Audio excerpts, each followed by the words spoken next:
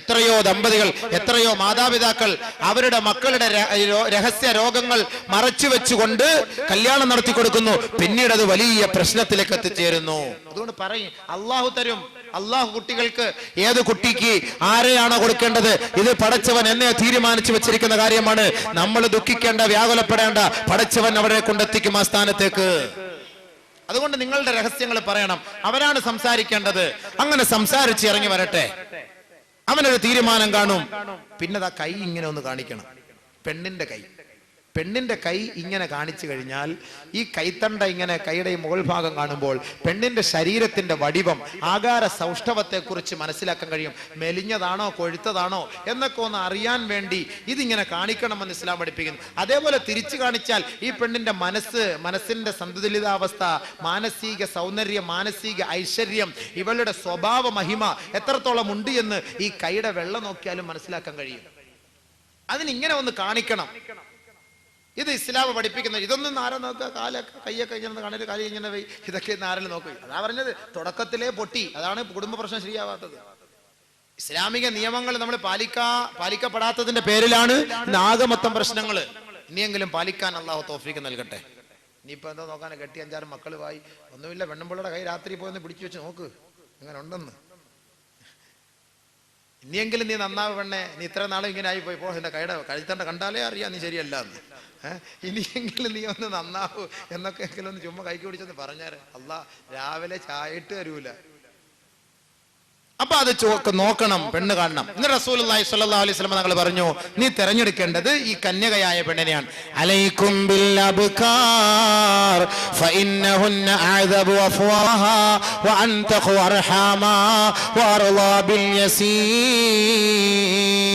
കന്യകയായ പെണ്ണിനെയാണ് നീ തിരഞ്ഞെടുക്കേണ്ടത്. എന്താണാവോ, കന്യകയായ പെണ്ണിന് മാത്രമേ മധുരത്തിന്റെ ഭാഷ സംസാരിക്കാൻ കഴിയൂ. അവൾ മധുരഭാഷിണികളാണ്. അവൾ കൂടുതൽ പ്രസവിക്കുന്നവളാണ്. അവൾ അല്പം കൊണ്ട് തൃപ്തി അടയുന്നവളുമാണ്. കൂടുതൽ പ്രസവിക്കണം. തനാകഹു തവാലദു തകാസറു ഫഇന്നി ഉബാഹി ബികുമുൽ ഉമമ യൗമൽ ഖിയാമ.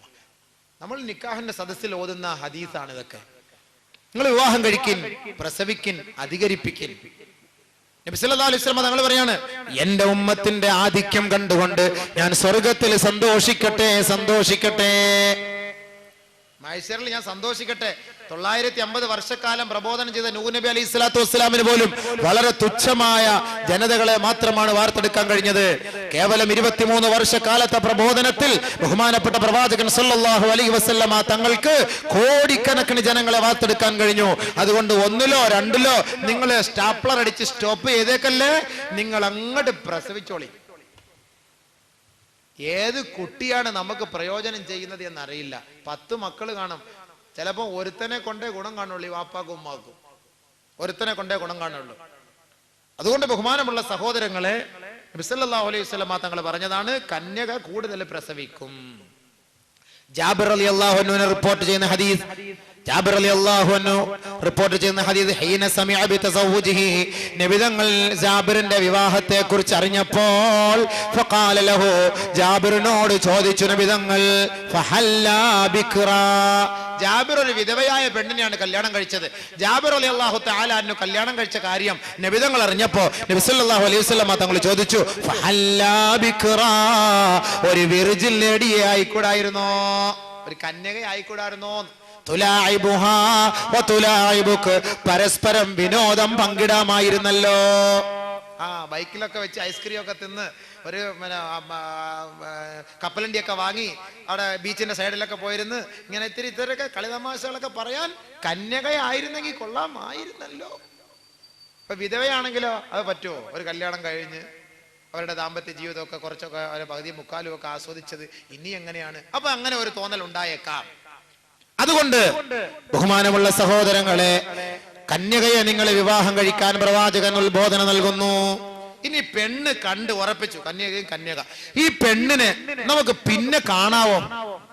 ചിലർ ഈ പെണ്ണിനെയൊക്കെ കണ്ടതിന് ശേഷം ഉണ്ടല്ലോ, ഒരു മൊബൈലിലൂടെ കൊടുത്തിട്ട് അങ്ങോട്ട് പോകും. വിളിയോടെ വിളി വിളി വിളി വിളി വിളി, രാത്രിയും പകലും ഇല്ലാത്ത വിളി. ഈ 6 മാസത്തെ വിളി കഴിഞ്ഞ് 7ാമത്തെ മാസം ചെറുക്കന്റെ വാപ്പ പറയുന്നു, മോനെ അത് തുക കുറവാട കുട്ടാ, ഞാൻ നല്ല തുകയുള്ളവരെ ഒപ്പിച്ചു വെച്ചിട്ടുണ്ട്, നല്ല സൗന്ദര്യമുണ്ട്, അതങ്ങോട്ട് ഒഴിവാക്കിയാരെ മോനെ. 6 മാസത്തെ ഫോൺ വിളിയും പോയി. റീചാർജ് പോകുമ്പോൾ ഇവിടുന്ന് ചാർജ് ചെയ്ത് അങ്ങോട്ട് കൊടുക്കുക, അങ്ങോട്ട് ഇങ്ങോട്ട് എന്നെ വിളിക്കണേ, ഇനി വിളിച്ചില്ലെങ്കിൽ പൈസ ഇല്ലെങ്കിൽ മിസ് കാൾ തന്നാൽ മതി, ഞാൻ വിളിച്ചോളാം അങ്ങോട്ട്. നമുക്ക് അങ്ങനെ അത് ഹലാലാവോ സുഹൃത്തെ? നമുക്ക് ഈ പെണ്ണിനെ ഹലാലാക്കി തന്നോ? ഇല്ലല്ലോ.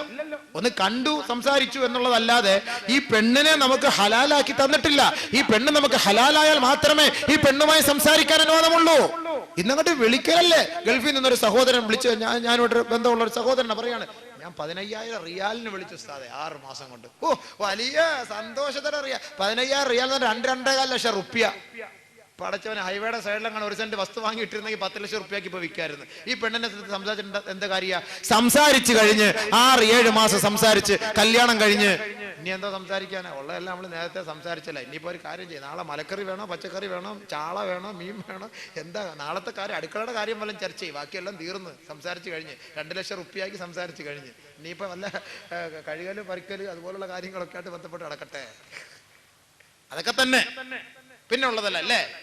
അല്ലാഹു അക്ബർ. അതുകൊണ്ട് നിങ്ങൾ അങ്ങനെ സംസാരിച്ച് നിങ്ങളുടെ ആ ഒരു ദാമ്പത്യ ജീവിതത്തിന്റെ മധുരം, ആ ഒരു സന്തോഷം അത് നിങ്ങൾ നഷ്ടപ്പെടുത്തരുത്, അത് കളയരുത്, അത് പിന്നീടത്തേക്ക് വേണ്ടി ബാക്കി വെക്കും.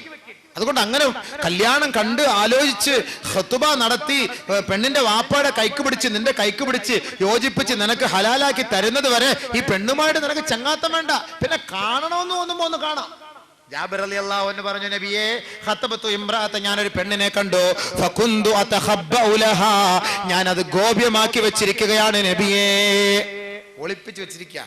ഇടയ്ക്കൊന്നും ഞാൻ പോയി അവളെ കാണാതെ ഞാൻ കാണും, കുഴപ്പമുണ്ടോ? നബി തങ്ങളോട് ചോദിച്ചു.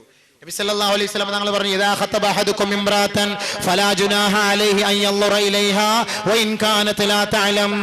നിങ്ങൾ ഏതെങ്കിലും ഒരു പെണ്ണിനെ കല്യാണ ആലോചന നടത്തിയാൽ അവൾ കാണാതെ അവളെ പോയി കാണുന്നത് കൊണ്ട് കുഴപ്പമില്ല. സ്കൂളിലേക്കോ കോളേജിലേക്കോ വരുന്ന വഴിയിൽ നമ്മൾ ബൈക്ക് എവിടെയെങ്കിലുമൊക്കെ സൈഡിൽ കൊണ്ടുവച്ചിട്ട് അങ്ങ് പോകുമ്പോൾ അളിയ അതുകൊണ്ട് നമ്മൾ കാണണം, ഒപ്പിച്ച് കാണിച്ചു കൊടുക്കല, അളിയ ദോ അത് എങ്ങനെയുണ്ട്, കൊള്ളാം അളിയ. അങ്ങനെയാണ് ഇവ മറ്റൊരാളുടെ അടുത്താ ചോദിക്കുന്ന അഭിപ്രായങ്ങൾ മൊത്തം. അപ്പൊ ഇവൻ രഹസ്യമായിട്ട് പോയി കാണാം. വൈൻകാനത്തിലാത്ത ആലം അവൾ അറിയില്ല എങ്കിലും. അപ്പൊ അങ്ങനെയാണ്. അൽഹംദുലില്ലാ, അത്യാവശ്യം ഇത്രയൊക്കെ മതി. പിന്നെ കല്യാണം ആലോചിച്ചുകൊണ്ടിരിക്കുമ്പോ വേറെ ഒരാള് ഒരു ഇടങ്കോലിട്ടോണ്ടൊരു കല്യാണ ആലോചന ആ വീട്ടിലേക്ക് നടത്താവോ? ഇസ്ലാമിക മാനദണ്ഡം എന്താണ്? ഒരാളൊരു കല്യാണ ആലോചന നടത്തി, രണ്ടാലൊന്നും തീരുമാനമായില്ല, ഒന്നുകിൽ ഈ കല്യാണത്തിൽ ഞങ്ങൾ ഉറപ്പിച്ചു കഴിഞ്ഞു, ഇല്ല എങ്കിൽ ഞങ്ങൾ പിന്നീട് ആലോചിക്കാം എന്ന് പറഞ്ഞ് നിർത്തിയിരിക്കുകയാണ്. ഒരാഴ്ച കഴിയട്ടെ, 2 ആഴ്ച കഴിയട്ടെ എന്ന് പറഞ്ഞ് നിർത്തിയിരിക്കുകയാണ്. ഇങ്ങനത്തെ സാഹചര്യത്തിൽ അതിനിടയ്ക്കോട്ട് വിടും. പിന്നെ നമ്മൾ ഒരു ആലോചന നടത്താമോ? ഇല്ല. ഖാല നബിയു സല്ലല്ലാഹു അലൈഹി വസല്ലം, അല്ലാഹുവിന്റെ റസൂൽ പറയുന്നു, അൽ മുഅ്മിനു അഖുൽ മുഅ്മിൻ, മുഅ്മിനീങ്ങൾ പരസ്പര സഹോദരങ്ങളാണ്. മുഅ്മിനീങ്ങൾ പരസ്പര സഹോദരങ്ങളാണ്. ഒരു മുഅ്മിൻ അടുത്ത മുഅ്മിന്റെ സഹോദരനാണ്. ഫലാ ജുനാഹ അലൈഹി അൻ യഖ്തുബ ഖുത്ബത അഖീഹി ഹത്താ യദറ. ഒരു മുഅ്മിനെ അപേക്ഷിച്ചിടത്തോളം അവന് യോജിച്ച കാര്യമല്ല. ഫലാ ജുനാഹ അലൈഹി അൻ യഖ്തുബ അലാ ഖുത്ബതി അഖീഹി. ഒരു സഹോദരൻ കല്യാണ ആലോചന നടത്തിക്കൊണ്ടിരിക്കുന്ന വീട്ടിൽ അതിനെ അതിക്രമിച്ച് കയറി മറ്റൊരാൾ കല്യാണ ആലോചന നടത്തുക എന്നുള്ളത് ശരിയല്ല. ഹത്താ യദറ, ആദ്യത്തെ ആ ഒരു കാര്യം, ആ ചർച്ച ഉപേക്ഷിക്കുന്നത് വരെ, ആദ്യത്തെ ആ ഒരു ആലോചന അവർ ഉപേക്ഷിക്കുന്നത് വരെ നിങ്ങൾ അതിനെ അതിര് കടന്നുകൊണ്ട് അതിക്രമിച്ചുകൊണ്ട് രണ്ടാമതൊരു കല്യാണം അതിനിടയ്ക്ക് ആലോചിക്കാൻ പാടില്ല. നബി സല്ലല്ലാഹു അലൈഹി വസല്ലം. ബഹുമാനമുള്ള സഹോദരങ്ങളെ, ഏകദേശമൊക്കെ നമുക്ക് പൂർണ്ണമായ നിലയിൽ ഇതൊക്കെ പറഞ്ഞു പോകുവാണെങ്കിൽ ഒരുപാട് സമയം നമുക്ക് വേണ്ടി വരും. നമുക്ക് സമയം വളരെ കുറച്ച് മാത്രമേ ഉള്ളൂ. അതുകൊണ്ട് പെട്ടെന്ന് തീർക്കേണ്ടതുള്ളതുകൊണ്ട് മർമ്മപ്രധാനമായ ഭാഗങ്ങൾ ഞാൻ പറഞ്ഞു പോവുകയാണ്.